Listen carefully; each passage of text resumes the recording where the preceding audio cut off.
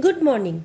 In today's class, we will be starting a new chapter known as the windowing and clipping chapter. Now, what is this windowing and what is this clipping concept? Now, when drawings are too complex, they become difficult to read. So, in such situations, it is useful to display only those portions of the drawing that are of immediate interest. This gives the effect of looking at the image through a window. So, it is desirable to enlarge the portions we want to take full advantage of from the display surface.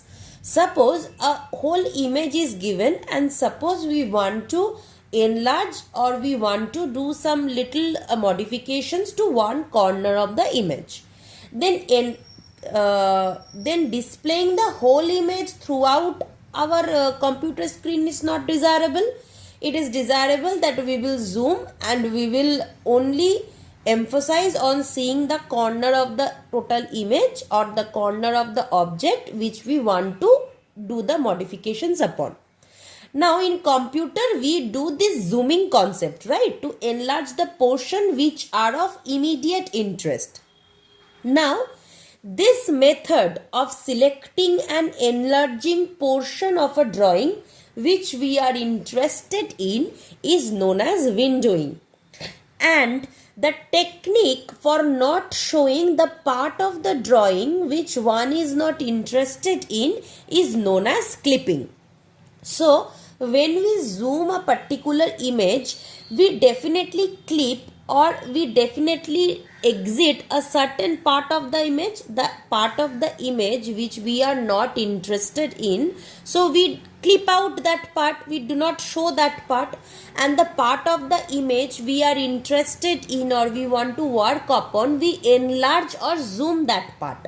So the method for selecting and enlarging the portion of the drawing which we are interested in is known as windowing, and the technique for not showing the part of the drawing which one is not interested in is known as clipping. Now these are the two definitions or two basic meanings of this windowing and clipping terms, and with these two terms we will be covering the entire chapter on windowing and clipping. Now the next term which we should be learning is what is viewing transformation. Now displaying an image of a picture, it involves mapping the coordinates of the points and lines that form the picture into the appropriate coordinates on the device or the workstation where the image is to be displayed. So, in order to display an image, we first need to map the coordinates that form the picture, that is the points and the lines and the respective coordinates that form the picture into the appropriate coordinates on the device or the workstation where the image is to be displayed. Suppose we want to display an image. Suppose in the outer world there is an image of a flower. Suppose there is an image of a flower. Suppose consider that you are drawing on a canvas. When you draw the image of a river or any scenery on a canvas, the scenery which you see in real life of big mountains, big trees, the size and dimensions are different, right? When you are seeing through eyes of real life pictures of real life scenario of containing of mountains, one sun, a few birds, few trees, the dimensions of the real world are different, right? There is a huge tree, huge mountain of several height and depth. Those dimensions are different. But when you are drawing these or you are mapping the coordinates of the actual world onto your computer or the canvas or the drawing paper or the drawing sheet where you are drawing, then the coordinates with which or the size with which you draw the mountains or the size with you draw that pine tree or the bird are definitely different. The actual size of the mountain in the real world is different, but when you draw or try to replicate or draw that mountain in your canvas or in your computer or in your page, the size are different. So when we display an image, we map the coordinates that form the picture into the appropriate coordinates on the device or the workstation where the image is to be displayed. So when you are drawing that image on a paper, suppose when you are drawing that image on a A4 sheet, the dimension will be different. When you try to fit that image in a computer screen, the dimension will be different. When you try to fit that image in a small envelope page, the dimension will be different. So when we choose a system where we want the image to be displayed, we accordingly map the coordinates of the actual image to the coordinates of the system where the image is to be displayed, and this is done through coordinate transformation. And this coordinate transformation, that is transformation from one coordinate values to another coordinate values depending on where I want the image to be displayed, this coordinate transformation is known as viewing transformation, right? So the method for selecting and enlarging portion of a drawing is known as windowing. The technique for not showing the interested part is known as clipping. And when we try to map the coordinates of an image from the actual world or the actual system to a system or to a screen where we want the image to be displayed, this coordinate transformation is known as viewing transformation. Now to perform a viewing transformation, we deal with a finite region in the World Coordinate System, WCS, World Coordinate System. Suppose if I want to draw the image of a garden, definitely there is a finite garden in a real life world or a real scenario, and that finite region is my window, right? What is the concept of a window? Suppose you have a window at your home.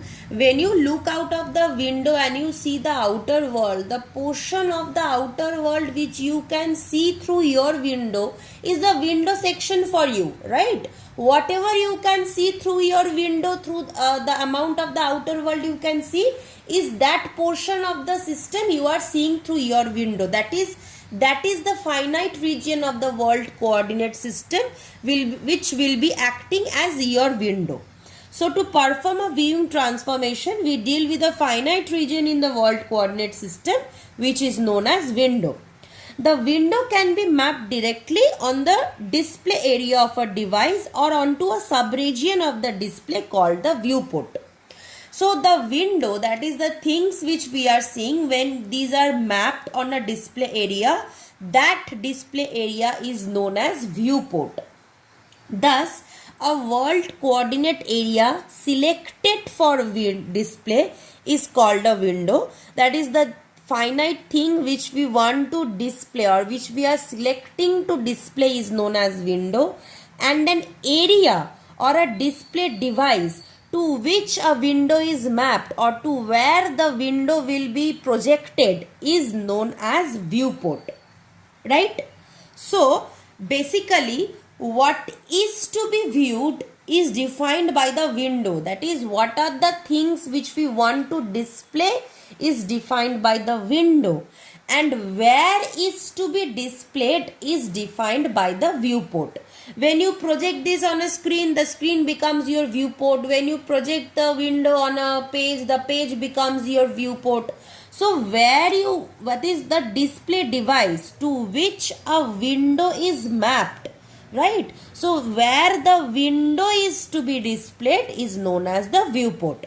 So window defines what is to be displayed, and viewport defines where the window is to be mapped or where the window is to be displayed or where the image is to be displayed. Where the thing is to be displayed is known as viewport, and what is to be displayed is known as window. Now, if we are changing the position of a window by keeping the viewport location constant, then different part of the object is displayed on the same position on the display device. Suppose through my window, whatever I see, I divide into left region and right region, and I am displaying whatever I see on the viewport. Then suppose my viewport is constant, and once I emphasize on the left part of the window and once I emphasize on the right part of the window. So if my window is changed or the position of the window is changed, but the position of the viewport location, that is where the thing is to be displayed, is constant, then I will see different parts of the window, right? Different parts of the world coordinate system. From left to right I will see. Similarly, if my location of the viewport is changed, then we will see the same part of the object drawn at different places on the screen. So this is the basic concept about window and viewport. Now suppose I have an image. Suppose this is my entire object. Suppose this is the object space, and I am interested in only seeing this portion, or in emphasizing on this portion. So when I am interested only this portion of the entire object, then this portion becomes my window. And suppose I have a computer screen and I am only interested in this section, so I display this portion in my computer screen. So when I display this portion of my entire image in my computer screen, so this portion becomes a viewport. So this is the main object. I am interested in a small portion of my object. This small portion, the portion that I want to view, will be termed as window. And on my screen, suppose in my computer screen, suppose wherever I want to display, when I display this portion becomes the viewport with a different coordinate system, right? So the viewing pipeline looks somewhat like this. First, we construct the world coordinate scene using the modeling coordinate transformations or the modeling coordinate system. We apply the modeling coordinate system, that is whatever modeling we follow in real life, and we construct the world coordinate scene using this modeling coordinate system. Then this modeling coordinates, we convert this world coordinates to viewing coordinates, right? So whatever we are seeing in the real world, we convert it to our viewing transformation, that is to our viewing concept. So first modeling coordinate is applied on the world coordinate system, then we construct the world coordinate system, then this world coordinate is converted to viewing coordinate, right? Then the viewing coordinates we get, we map the viewing coordinates to normalized viewing coordinates using the window viewport specifications, right? So we map the viewing coordinates which we graped from this step to normalized viewing coordinates, that is the viewing coordinates which can be used on our specific screen. Then we map the normalized viewport or the viewing coordinates from here to our device coordinates, right? And at the last step, from the output of this step, we get the device coordinates. So what does happen? First, there is a modeling system which is being followed in order to construct the world system objects. So we construct the world coordinate systems using this modeling system. The output is a world coordinate. Now this output, we convert the output, that is the world coordinate we get, we convert it to viewing coordinates. Now from this step, viewing coordinates is the output. Now we map this viewing coordinate to a normalized viewing coordinate. Now from this step, the normalized viewing coordinate is the output. Now we map the normalized viewport coordinates to a device coordinates, that is the device which we want to see. Suppose for the same movie, if I see on a laptop, if I see on a mobile, and if I see on a big screen, there are different coordinate systems with different size, with different pixels and so on. So these are the device coordinates which are device specific, right? So then we'll at the last step, the normalized viewing coordinates we get from the output from this step, we map the normalized viewport coordinates to the device coordinates, and from this step we get the finalized device coordinates as the output. Thus this is the basic viewing pipeline or the basic 2D viewing pipeline that is achieved using all these 5 steps. This is the basic scenario how this mapping, this clipping, this window to viewport coordinate transformation, how this transformation takes place. This is the basic logic about the viewing pipeline. From modeling construct to world coordinate, from world coordinate to viewing coordinate, from viewing coordinate to normalized viewing coordinate, and last from normalized viewing coordinate to device coordinates. These are the steps which are being followed in order to display something on the outer world into the device which we want to display on. Now remember one thing that I have told just few minutes back, that what is viewing transformation. The mapping of a part of the world coordinate scene to a device coordinate is referred to as viewing transformation, right? This we discussed. Now remember that viewing transformation is sometimes referred to as window viewport transformation or windowing transformation. That is, viewing transformation is sometimes referred to as window viewport transformation, since from a window to a viewport, like what is to be displayed, from where is to be displayed, this transformation is taking place. So viewing transformation is sometimes referred to as window viewport transformation, or it is sometimes referred to as windowing transformation. Fine. These two are another names of viewing transformations. So in some books you may find other names of viewing transformation, and generally these two terms are also used to refer viewing transformation. Now let us understand or try to understand that how this window to viewport transformation is taking place in a graphical manner, that is using a picture. I am trying to make you understand. So this viewing transformation can also be known as window to viewport transformation or windowing transformation. Now this viewing transformation, it happens in 3 steps. Step 1, step 2 and step 3. Now in step 1, the object together with its window is translated until the lower left corner of the window is at the origin.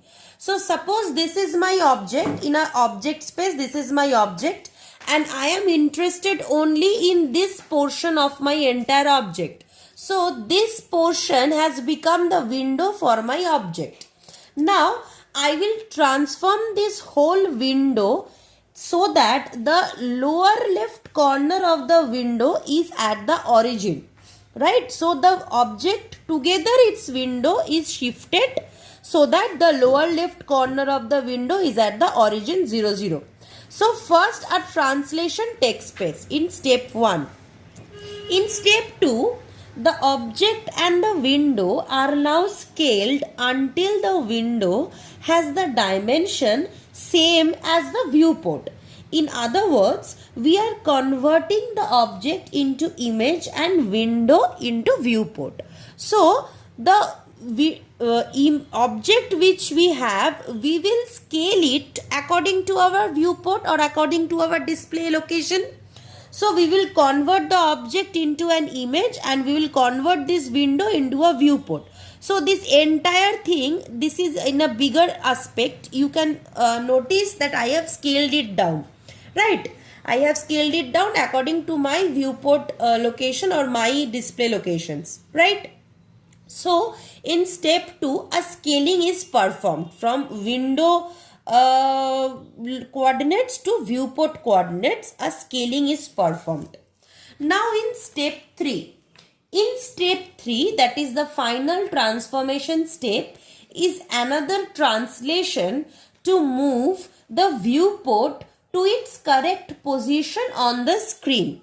Now this smaller scaled viewport, that is this smaller scaled image which we have, we will finally transport it to where I want to display it in our entire screen, right? So final, there is a translation step from the viewport coordinates to the coordinates of my position on the entire screen. So the viewing transformation performs in 3 steps, and in step number 1 there is a translation, in step number 2 there is a scaling, in step number 3 there is another translation. So translation, scaling and translation. These three are the steps which are required in order to perform the window to viewport transformation of any object irrespective of its size and scenario.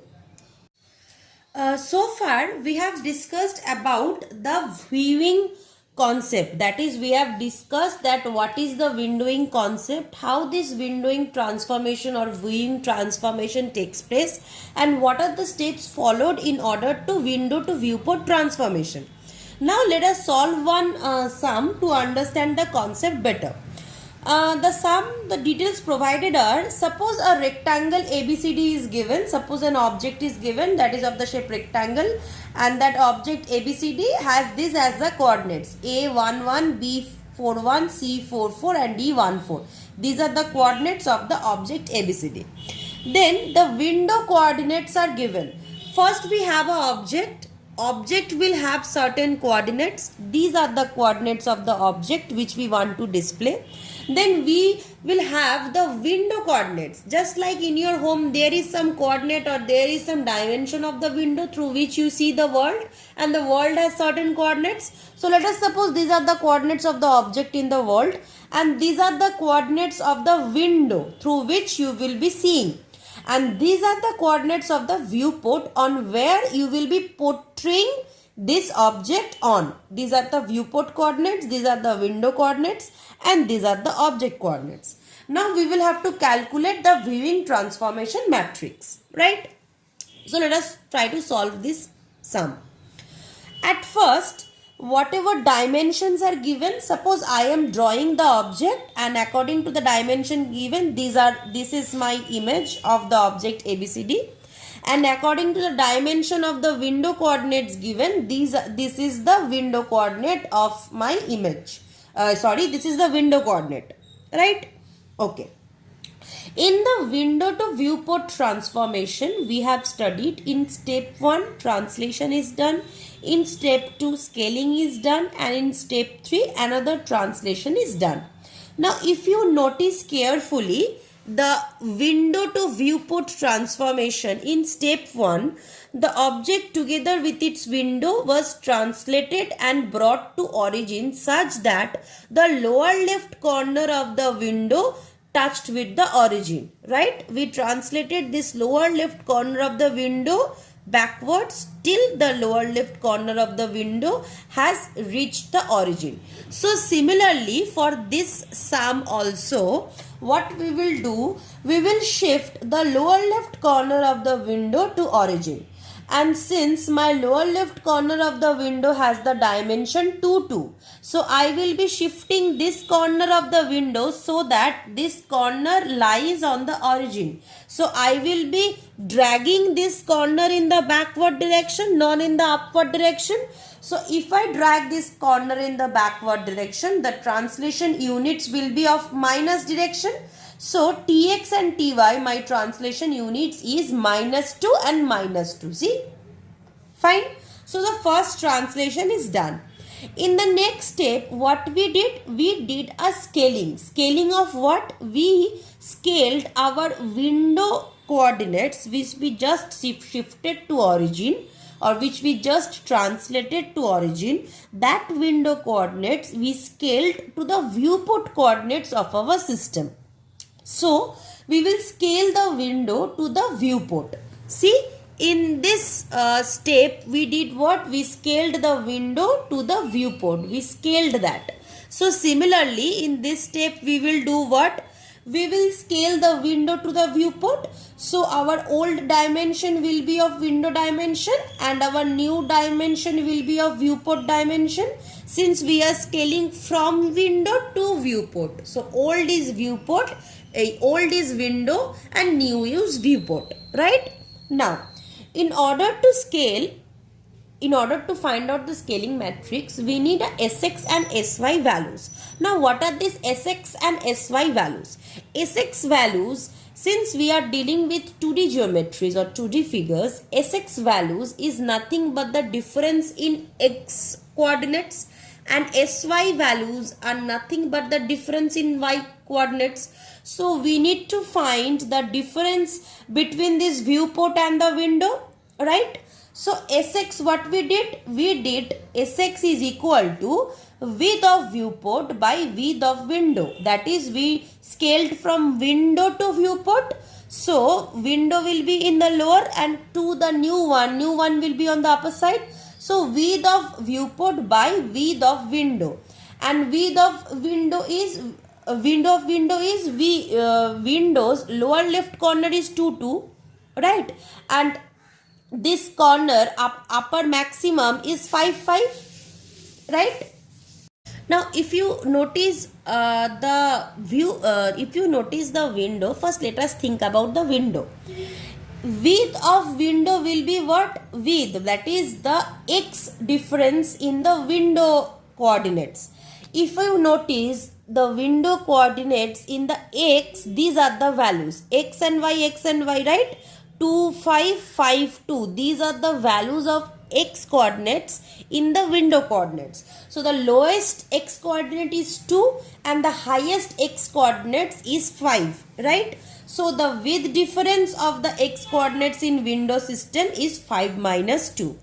Similarly, if you notice, the x coordinates of the viewports are this, and this. So the lowest x coordinate of viewport is 0.5 and the highest x coordinate is 1, right? So 1 minus 0.5. So if I do this, this is the value. Similarly, the y difference, the height of viewport by the height of window, the y difference on the window, if you notice the y coordinates of the window, 2, 2, 5 and 5. So the height difference between lowest and highest y coordinate of window is 5 minus 2. And similarly, if you notice,